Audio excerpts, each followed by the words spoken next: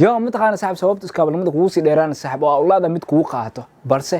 raga xaaslaha ah mid labaad si fudud ku helaan mid saddexaad si fudud ku helaan saaxib reason wuxuu yahay saaxib dharka maalinlaha waxay ka mid yihiin saaxib meelaha laga qiimeeyo braad saa darteed marka ninkani waa laga dambeeyaa oo xaasa ka dambeeya saaxib xaasa dhisato mar walba faanti dharkiisa mar maalin dambeeyo dharkiisa xaas baa ku mashquulsan qaabeesa habeesa suuq soo bax mar walba loo sii diyaariyaa saa darteed marka wuxuu awood u leeyahay inuu soo jiito qof kasta balse adiga qofta ku qaadala saaxib ma aadan soo jiin braad waayo wuxuu ku aragtaa mar walba shaati kuleetigiisa hal gees saa u fidsan laba gulis dhaafsan waxaas dhan waa saaxib reason ka iskaabulamada kugu sii dheeraan saaxib oo la dhaho qofkan waa iskaabulaha ma isdaneeyo ma isdareeyo balse waxaa jira saaxib ogow rag iskaabul ee mar walba update ah saaxib mar walba labiska soo jiisla shidan sidaa darteed marka waxaa loo baahan yahay marka saaxib inaad soo jiitid waxaan jeclaysa inaad video kula wadaag si aan arrintaas kaa caabi saaxib dharka maalinaha u noqda mid soo jiisla aad u qurux badan intaan kula wadaag ka hor haddii jiraan cusubta subscribe haddii hore u jirto saaxiibaadku sharaf maanta dharka xirsid beri shay kala xiro isku badbadal macnaha dharka waatid taas waxay ka caawinaysaa saaxib in mar walba update ahaatid in mar walba aad soo jiisho lahaatid saa darteed marka saaxib lagu ark saaxib mid update ah oo haddana saaxib magaalkiisa u sheedan tahay reer magaal ah oo kala kacsan tahay waayo waxaa arkaysaa saaxib qof bilaa iska dhigayo oo maalin kasta dhar ku aragtid saaxib qofkaasi ma ka ahan inuu adig bilaa iska dhigayo waa inuu madax cid gashino waayo heer qiimeynta qodad ku qiimeynaa waa heerka sareent muuqaalka agsan haddii maanta qof dhar jijiixan ka hor imaado oo wasaqaysan waxaa leedahay ninkan uu waalin yahay sidaas la mid ah marka haddii 3 maalin lagu arko hal joog waxaa la micntaa loo fahmayaa in saaxib aadan dhar haysan dhar la'aan inuu ku hayso saa darteed marka saaxib taasina waxay keenaysaa in adiga si hoos lagu fiiriyo braad ani muhiimadeeda ma aha oo video soo dab in adiga si hoos lagu fiiriyo muhiimadda waxay tahay saaxib in lagu dhaho qofkani aad buu u diyaarsan yahay qofkani soo jiiso leeyahay waxa loo baahan yahay saaxib qoftaadi markay qacdo kood ish kugu qabato inaysan ka jisin ish shaytaan kugu hayso braad waayo adiga marka soo jiiso la braad adiga marka stylish saaxib adiga marka saaxib diyaarsan braad saa darteed marka waxa loo baahan yahay saaxib in muuqaalkaaga sare aad qurxisaa in dharkaaga isku bedeshaa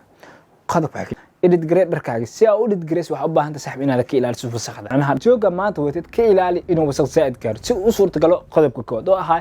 maalinba dhan inaad xirtid taas waxay ka caawinaysaa braada shaatiga maanta xirtid berdam inaad xiri kartid isbuucna waxa laga yaabaa 3 joog 2 joog inaad ka xirtid marka waa muhiim saaxib dharkaaga inaad waxyaabo wasaqa zaidka inaad ka ilaaliso si aad u suurta galisid qodobka hore edit grade dharkaaga shaatiga shalay watid isbuucka maanta wata isku daraysaa berita marka waxa helaysaa saaxib joog ka duwan joogadii hore balse joogadii hore saas waxay ka caawisaa saaxib inaad tahay qof update ah lagu mashquulay saa darteed marka isbuuc waxa laga yaabaa inaad saas ku xirtid 3 joog isbuuc dhan oo 7 maalin marka waa muhiim saaxib dharkaagii inaad digreesid waa muhiim shayga maanta aad xirtay wasaqda iyo waxyaabaha oo macnaha wasaqda zaidka ah iyo inaad ka ilaalisid si beri dambe aad u xirtid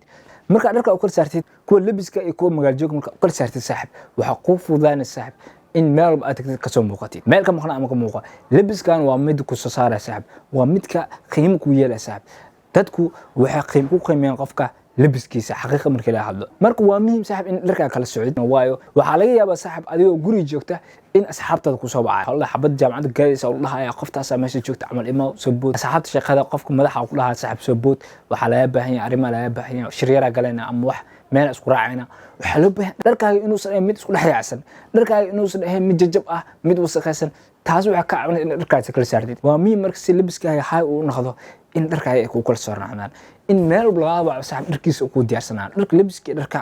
xaafada inay kala duwanaan waxaa jira saaxib video oo hadlay gobol dharka haban qaraan isu saar doona hadii macquul noqoto dharkaaga ka fogay waxyaabaha cadeenayo dharka waxa cadeenaa waxa kamid ah saaxib sida qoraxda dhaqista faraha badan